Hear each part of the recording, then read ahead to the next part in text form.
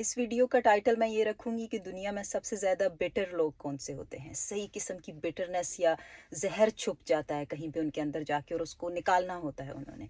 और वो लोग नहीं हैं जो आपके जहन में सबसे पहले आएंगे। कोई एक लिस्ट आपका जहन आपको दे रहा होगा कि ये वाले होंगे, वो जवाब नहीं है।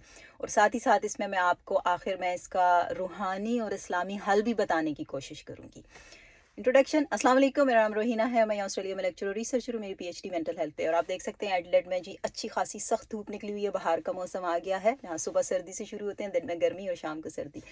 तो आज सुबह सुबह हमने भाई बैटल पिक की। खामखा मूड होता है ना, कभी चाय पीते हुए आपको गुस्सा आ रहा होता है और आप देख लेते हैं, खामखा आ जाते हैं भैया कौन लोग हैं ये और उसके बाद आप कीबोर्ड वॉरियर बनते हैं। लेकिन उस बैटल का फ़ायदा ये हुआ कि टॉपिक निकल आया बहुत अच्छा, जो वैसे मेरे जहन में नहीं आना था शायद, लेकिन सुबह के इस इंसिडेंट ने मुझे कहा कि इस टॉपिक पे बात करनी चाहिए।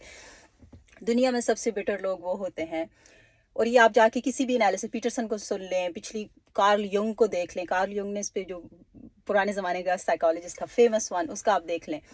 और वो ये है भैया कि आपके पास ज़हानत है, अल्लाह ने आपको दी है, दिमाग दिया है, आपको अपनी खूबियाँ पता हैं, हुनर भी है, स्किल भी है, आप अच्छे इंसान भी हैं, बोलने की ताकत भी है। आप समझते हैं कि आपके अंदर सारी वो खूबियाँ मौजूद हैं जो दुनिया में कामयाबी के लिए चाहिए होती हैं। और आप कामयाब शायद हैं भी जिस भी, लेकिन वो आप उतने कामयाब नहीं हैं जितना आप अपने आप को देखना चाहते हैं। You are not where you want to see yourself. और इस बात का आपको दुख होता है। आपको दुनिया से वो खिराज नहीं मिलता जो आप समझते हैं कि आपकी खूबियों के मुताबिक आपको मिलना चाहिए था। वो लोग बिटर हो जाते हैं। तो आप किसी भी एक्सपर्ट को इस वक्त सुने तो आपको कहते हैं कि they really really are resentful.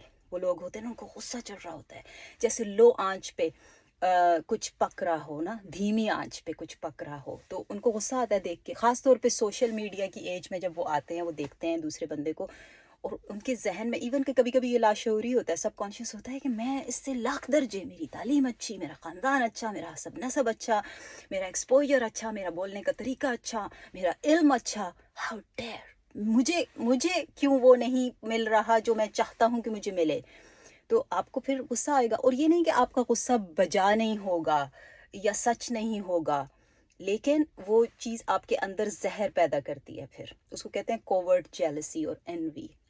और उसको मानना आपकी ईगो के लिए बहुत ज़्यादा मुश्किल होता है, बहुत मुश्किल होता है ईगो के लिए कि ये सोचें कि क्योंकि आपके पास कोई कमी नहीं है, बात आपकी सच है, you are brilliant, you wonderful, लेकिन आपको कहीं ना कहीं वो फीलिंग आ जाती है। और आपको पता कैसे चलेगा कि आपको ये फीलिंग आती है? आप खामखा जाके किसी पे पर्सनल अटैक करते हैं। आपको हमेशा ये बात उन लोगों में देखने को मिलेगी, हमेशा। तो वो इंटरनल स्ट्रगल जो होती है, और उसको फिर वो अगर पढ़े लिखे हैं तो शाइनी रैपर में रैप करने की कोशिश करते हैं, वो जो बैक हैंडेड कमेंट्स होते हैं ना, उस तरह करके।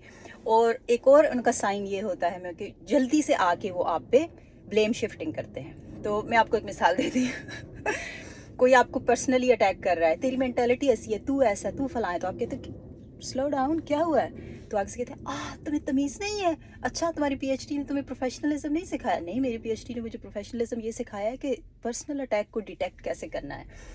तो खैर, आप पूरी दुनिया से नहीं लड़ सकते, लेकिन सबसे ज़्यादा बेटर वही लोग हैं। और घरेलू एग्जांपल दूँ तो फ़र्ज़ करें कि एक जिठानी है, और उसको पता है वो खूबसूरत है, समझदार है, अच्छी बीवी है, अच्छी माँ है, उसने कुर्बानियाँ भी दी हैं।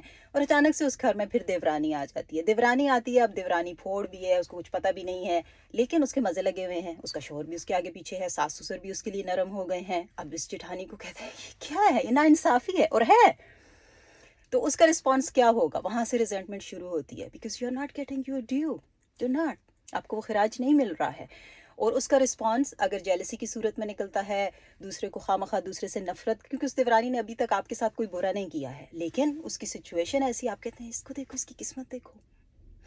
तो खैर, मैंने आपसे कहा था कि मैं आपको एक मिसाल देती हूँ जो लोग, मैं इस चीज़ से बिल्कुल भी एग्री नहीं करती कि आपको हर किस्म की क्रिटिक ऐसे सीना तान के ले लेनी चाहिए। नहीं, बिल्कुल नहीं। My page my rules. बिल्कुल डिजिटल स्पेस ऐसे ही है जैसे आपका अपना घर होता है, ठीक है?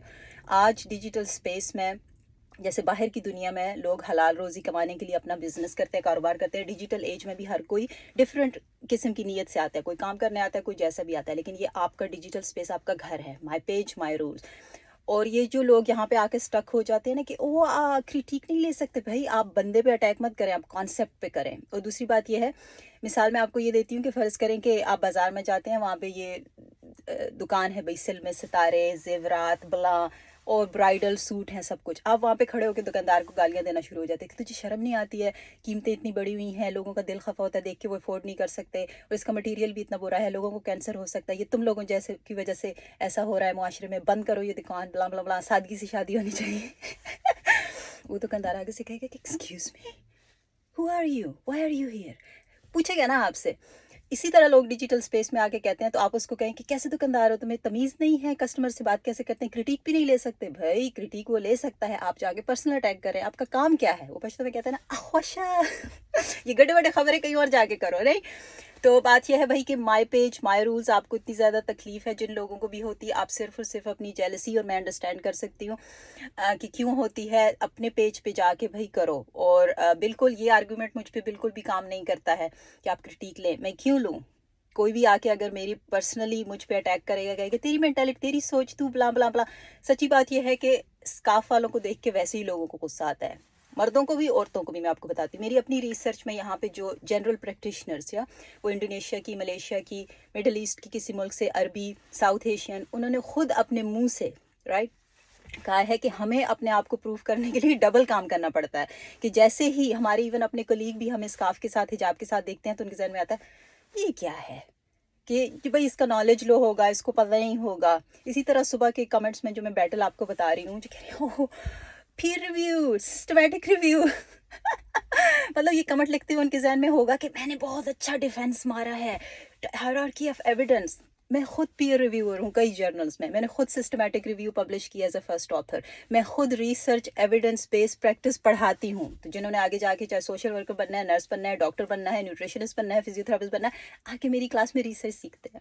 لیکن کیوں وہ اسکارف والی باجی کو دیکھیں گے تو فوراً اپنی سوچ اپنے پاس رکھو. تو میری بات سنیں بھائی، اگر آپ کسی بھی پرسنل اٹیک نہیں کریں گے تو اگلا بندہ بھی آپ کو جواب نہیں دے گا. It wasn't your day to